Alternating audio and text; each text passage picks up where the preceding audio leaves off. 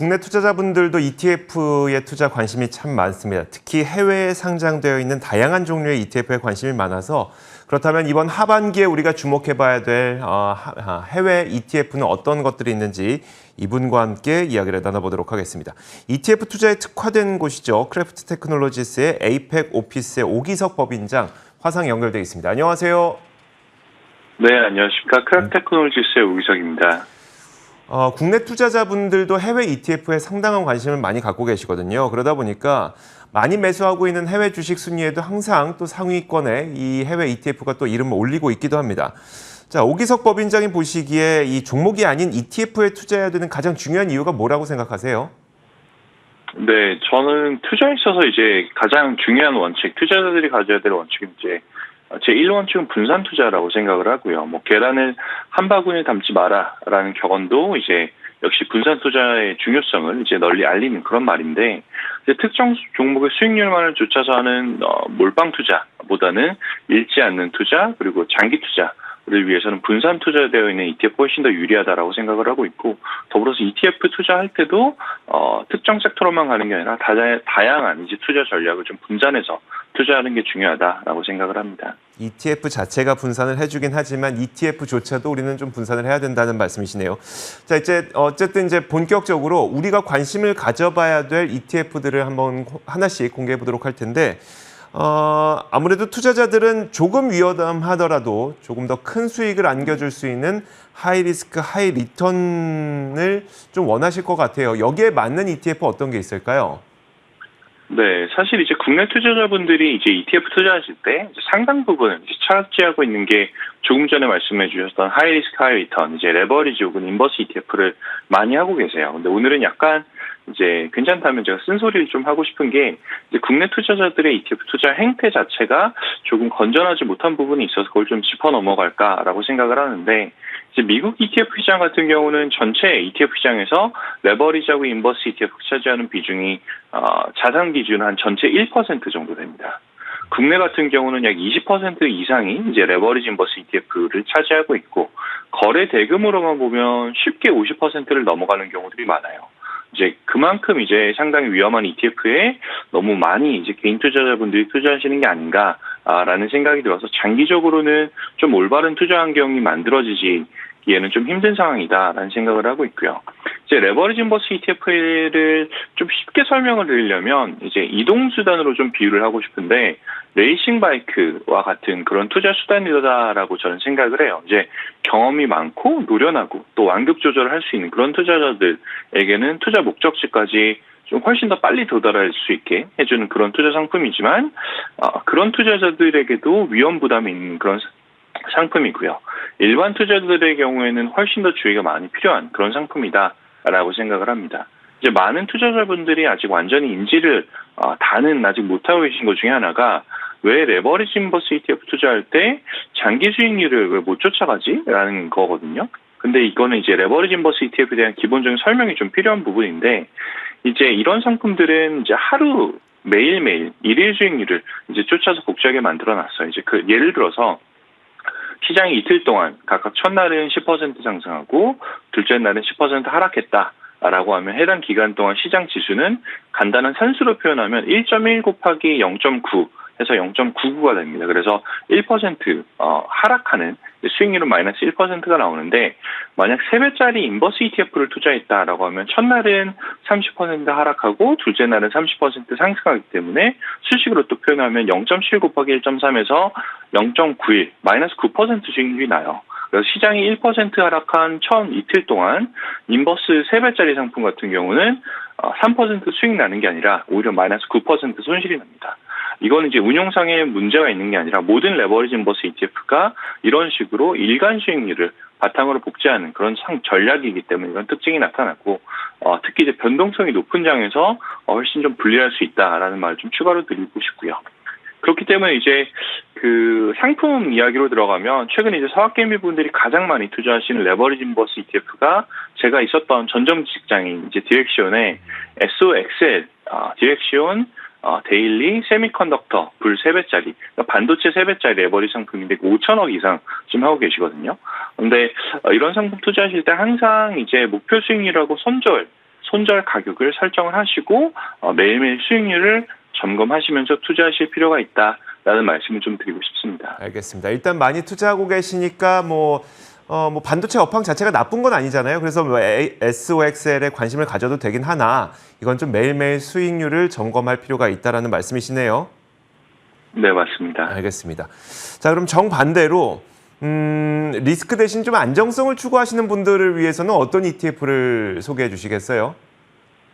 네, 그 위에서 말씀드렸던 좀 전에 말씀드렸던 레버리지 인버스 ETF가 이제 위험 성향이 높은 레이싱 바이크 같은 거다라고 하면 레버리지가 없는 많은 ETF들은 사실 일반 자동차하고 비슷하다라고 보면 될 것 같아요. 이제 그 안에서도 좀 SUV처럼 조금 더 안정적인 느낌이 나는 것들은 이제 분산 투자가 많이 이루어져 있는 ETF들이다라고 좀 말씀을 드릴 수가 있을 것 같은데 사실 종목이 더 많이 다변화되고 분산 투자돼 있을수록 상대적으로 이제 안정적으로 길게 투자 호흡을 이제 가져가시기 나쁘지 않다라는 생각이 듭니다.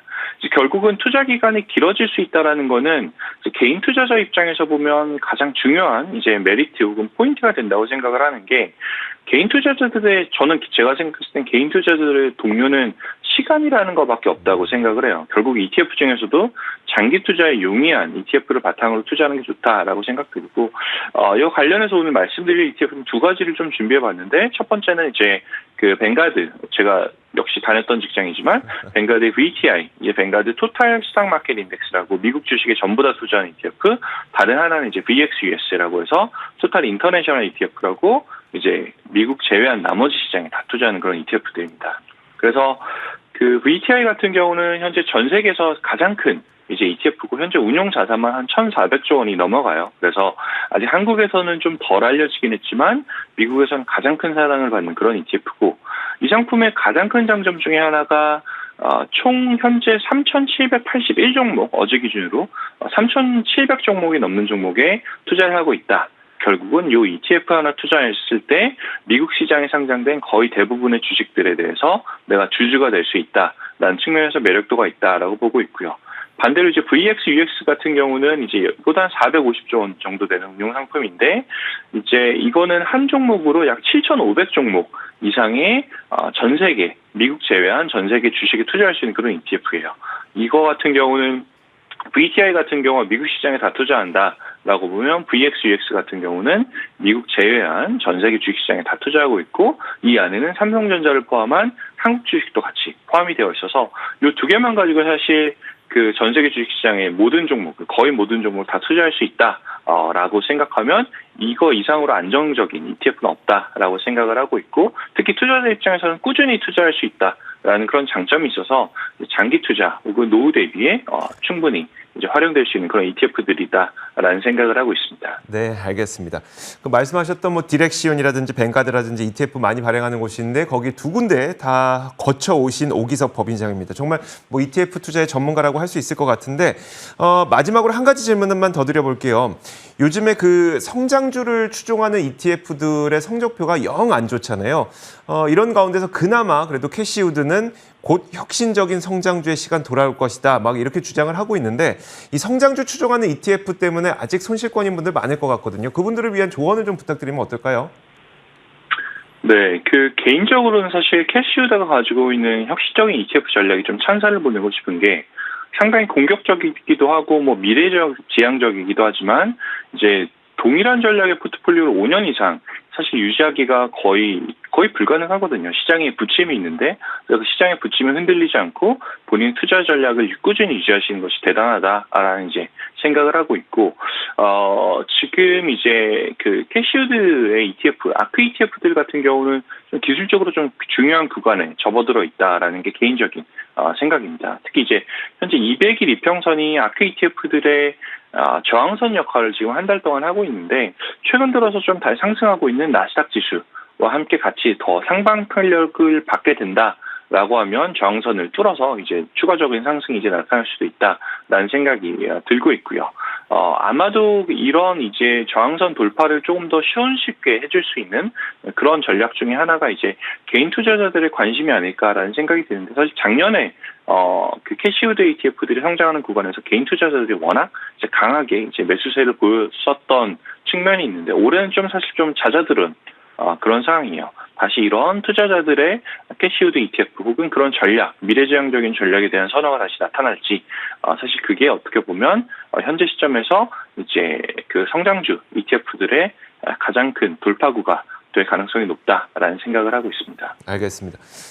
이제 뭐 그런 움직임을 말씀을 해주셨지만 장기적으로 봤을 때 오기석 법인장이 생각하시기엔 좀 어떻습니까? 약간 시간 여유가 있는 투자자분들에 한해서는 괜찮을 거라고 생각하세요?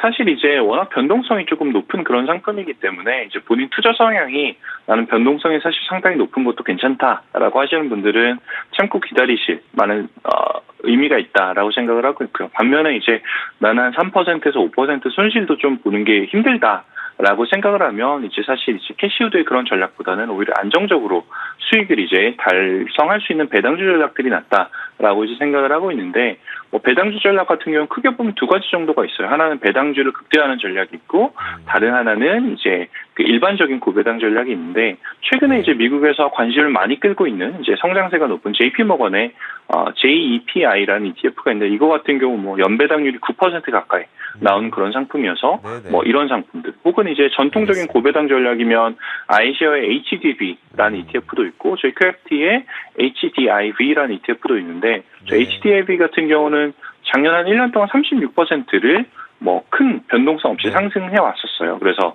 경쟁 배당 ETF 대비 2배 가까운 수익이 나기도 했는데 조금 이제 투자 성향이 조금 공격적이지 않으시다라고 생각하시면 지금처럼 금리 변동이 조금 애매한 그런 상황에서 오히려 배당주 전략도 한번 보실 만하다라는 생각이 듭니다. 알겠습니다. 지금까지 크래프트 테크놀로지스 에이펙 오피스의 오기석 법인장과 함께 이야기를 나눠봤습니다. 오늘 말씀 고맙습니다. 네, 감사합니다. 자, 저희도 여기서 인사드리도록 하겠습니다. 함께해 주신 여러분 고맙습니다.